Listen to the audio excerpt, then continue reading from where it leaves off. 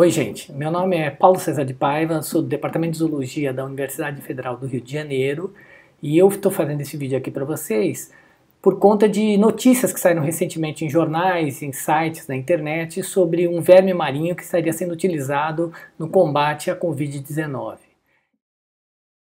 Esse verme, ele é um anelídeo poliqueta, ele é um animal próximo das minhocas, das sanguessugas, tá? Como eu sou especialista no grupo, eu resolvi fazer esse videozinho aqui, tá?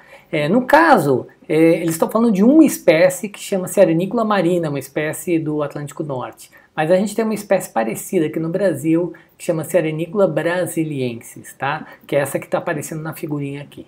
E eu vou falar um pouquinho para vocês sobre ela, sobre as duas espécies, Arenícula marina e Arenícula brasiliensis, e como é essa utilização dela para tratamento da Covid-19. A Arenícula marina foi uma espécie encontrada pela primeira vez e descrita para o Mar Báltico, na costa da Suécia. Depois foi encontrada em todo o norte da Europa, sendo muito comum, principalmente na região do Canal da Mancha, na região da costa da Bretanha, na França, na costa da Inglaterra. Já a parente dela, Arenícula brasiliensis, bom, essa foi descrita para o litoral de São Paulo por um dos maiores biólogos marinhos brasileiros, Edmundo Ferraz Nonato, em 1958. Posteriormente foi referida para a costa mais para o sul de São Paulo, Rio de Janeiro e alguns registros inclusive para o sul da Bahia, mais especificamente na região de Olivença. Recentemente foi referida para o delta do Parnaíba, no Maranhão, rastros de arenícula, mas a gente não sabe até o momento se é Arenícula brasiliensis.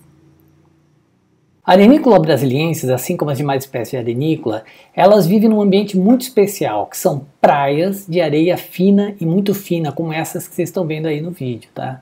É muito difícil ver uma arenícula, mas não é tão difícil assim ver sinais dela. Os sinais que aparecem geralmente na maré baixa, nesse tipo de praia, são alguns montículos em espiral. Esses montículos normalmente estão acompanhados a cerca de uns 15 centímetros por uma depressão, tá? Então são formados esses parzinhos, depressão e montículo, nem sempre muito visíveis, mas o montículo geralmente é bem visível. E eles são o produto do processo de alimentação desse animal. Bom, e como é que ela faz esses rastros? Bom, ela cava uma galeria, então aquele montículo que vocês viram é justamente a boca da galeria dela. Ela entra por ali, cava uma galeria para baixo, depois para o lado em formato de L, e aí ela começa uns movimentos peristálticos que ela bombeia a água, então ela é como se ela sugasse água. Com isso, a superfície ela vai desmoronando, vai descendo o sedimento, e ela vai comendo esse sedimento que está desmoronando lá embaixo, se alimenta, que é basicamente areia. Aí, quando ela está com o estômago cheio, ela dá uma ré, sobe até a superfície, né, e começa a defecar aquele sedimento que ela tinha comido, né? Então aquelas fezes, que nada mais são do que areia, conforme a gente pode ver nesse filminho aqui, que está em câmera acelerada, vocês podem ver pelo movimento da água, em que a gente percebe a formação desse montículo. Esse comportamento alimentar de arenícula leva elas a mover uma grande quantidade de sedimento. Tem estimativas feitas na Europa para a arenícula marina mostrando que elas são capazes de mover até 10 gramas de sedimento por dia. Gente, 10 gramas de sedimento por dia para um bicho que pesa 2 gramas é como se vocês se alimentassem 5 vezes o seu peso todos os dias. E nesse se alimentar de sedimento, ela se alimenta obviamente de tudo que está no sedimento. Tem estudos mostrando, por exemplo, que microplásticos, que são esses resíduos que vocês estão vendo aí na figura de plásticos, que são muito abundantes, inclusive aqui nas praias brasileiras, podem ser até incorporados pelas arenículas. E em muitos casos, eles também podem ser vetores de contaminantes que afetam muito a reprodução, o crescimento e outras atividades biológicas desses animais. Além do problema da poluição, viver na praia não é tão fácil quanto parece. Quando a maré baixa, essa praia que vocês estão vendo aí, ela fica encharcada ainda de água, tá? E os organismos que estão aqui, portanto, estão respirando num ambiente que, apesar da maré baixa, ainda é um ambiente aquático. Mas tem um pequeno problema. Qual é esse problema? Bom, o problema reside no fato de que, normalmente, no ambiente aéreo, por exemplo, a gente tem uma grande quantidade de oxigênio, tá? 21%, parece pouco, mas é uma quantidade razoável de oxigênio. É isso que você respira, que todos os animais, todas as plantas terrestres respiram. Já no ambiente aquático, a gente tem menos de 1%. Menos de 1% em condições normais. Já na maré baixa, que é essa situação aqui, você vai ter animais, micro-organismos, todos respirando e o nível de oxigênio vai cair muito. Somente animais que apresentam adaptações específicas conseguem sobreviver nessas condições. Essas adaptações geralmente são associadas aos chamados pigmentos respiratórios, que nada mais são do que moléculas carregadoras de oxigênio.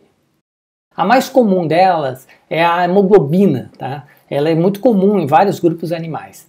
E essas moléculas elas têm um átomo de ferro que tem uma grande afinidade por oxigênio. Então elas pegam o oxigênio do meio e fazem um transporte interno.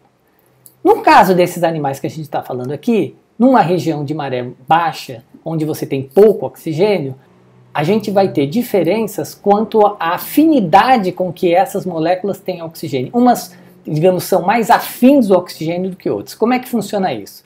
Aqui eu tenho um gráfico em que aqui eu tenho a pressão parcial de oxigênio no meio, ou seja, quanto por cento de oxigênio tem em relação ao máximo de oxigênio que pode ser dissolvido naquele meio, e aqui eu tenho os pigmentos internos do animal e a porcentagem de saturação do pigmento, ou seja, quando você tem 100%, todas as moléculas de hemoglobina estão carregadas de oxigênio.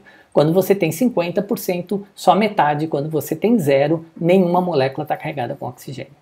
Então, esse comportamento ele é descrito através dessas curvas aqui. Então, aqui eu tenho um animal, por exemplo, em que eu tenho esse comportamento aqui. Altas concentrações no meio, boa parte das moléculas, quase todas as moléculas de hemoglobina estão carregadas. Baixas concentrações, nenhuma molécula. A forma dessa curva varia entre animais e entre ambientes. Então eu tenho essa curva verde, que é uma curva que a gente fala que tem maior afinidade, e essa vermelha maior ainda. Para a gente comparar essas curvas, eu vou colocar aqui uma reta, mostrando quando metade dos pigmentos estão carregados com oxigênio e metade não estão, por isso que essa curva é de 50%. Então vocês notem aqui, por exemplo, que para essa curva, para eu ter metade dos pigmentos carregados, eu tenho que ter uma concentração relativamente alta de oxigênio no meio, mais de 50%. Para essa outra aqui, basta 30% no meio para eu carregar a metade. E nessa outra aqui, por volta de 15%. Então, esse animal aqui, que tem essa curvinha vermelha aqui, ele tem o que a gente fala uma maior afinidade. Ele consegue captar oxigênio mesmo em níveis muito baixos em comparação com essas outras espécies. E a arenícola nessa história? Bom, a curva da arenícola é essa daqui. Notem que ela tem uma maior afinidade que todas as outras, tá? Ou seja, mesmo em condições extremamente baixas de oxigenação, como a gente está vendo aqui, ela consegue se carregar bem, ou seja, ela consegue captar oxigênio mesmo em níveis muito baixos. Esse tipo de curva da arenícola, que permite que ela sobreviva em condições quase anóxicas na praia, né, quer dizer, condições de quase ausência de oxigênio, é muito parecido com a curva da hemoglobina humana. Por conta disso, já há muitos anos se estão procurando substitutos da hemoglobina humana para processos de transfusão, tratamento de anemia e assim por diante. Bom, como nós vimos, a hemoglobina de arenícola ela é muito similar à hemoglobina humana quanto à afinidade ao oxigênio, mas as duas têm uma série de diferenças. E a curiosidade é que o que elas têm de diferente, elas têm de bom, pelo menos do ponto de vista médico. As principais diferenças entre a hemoglobina humana e a hemoglobina de arenícola estão relacionadas com a estrutura das suas moléculas. A hemoglobina humana ela é formada por 4 subunidades, tá? São chamados domínios, e cada uma dessas subunidades tem um grupo M que carrega um átomo de ferro. O átomo de ferro ele tem grande afinidade pelo oxigênio. Tá? Então, como são 4 subunidades, a gente tem 4 átomos de oxigênio para cada molécula de hemoglobina humana. No caso da hemoglobina de arenícola, ela é bem diferente. Primeiro que ela é muito maior, ela chega a ser 50 vezes maior, isso por causa do elevado número de subunidades, são dezenas, tá? E esse número grande de subunidades também tem mais de 100 grupos M, para ser mais exato, 156, e o que leva a carregar 40 vezes mais oxigênio do que a hemoglobina humana. Ou seja, ela é uma hemoglobina muito maior, carrega muito mais oxigênio e, por ser grande, evita o entupimento, por exemplo, dos capilares sanguíneos. Falando de transfusão, de transplante, quando a gente recebe um sangue de um outro indivíduo, esse sangue tem que ser testado. Isso por quê? Porque no nosso sangue, a hemoglobina fica dentro de células chamadas hemácias, que são esses discozinhos vermelhos achatados que vocês estão vendo aqui embaixo. Quando eu recebo um sangue, por exemplo, o meu sangue é do tipo A. Quando eu recebo um sangue, se esse sangue for do tipo B, o meu organismo vai reconhecer os antígenos dessas hemácias e vai rejeitar esse sangue. Já a hemoglobina de arenícola, ela não fica dentro de hemácias. Ela é uma hemoglobina que a gente chama de extracelular, porque ela fica em suspensão no sangue. E, portanto, esse tipo de rejeição não acontece. Daí o interesse da utilização dela como substituto da hemoglobina humana em processos de transfusão e transplante. Devido às propriedades da hemoglobina de arenícola, ela já tem sido utilizada já faz alguns anos em uma série de procedimentos médicos, principalmente associados a anemias, hemorragias, doenças respiratórias.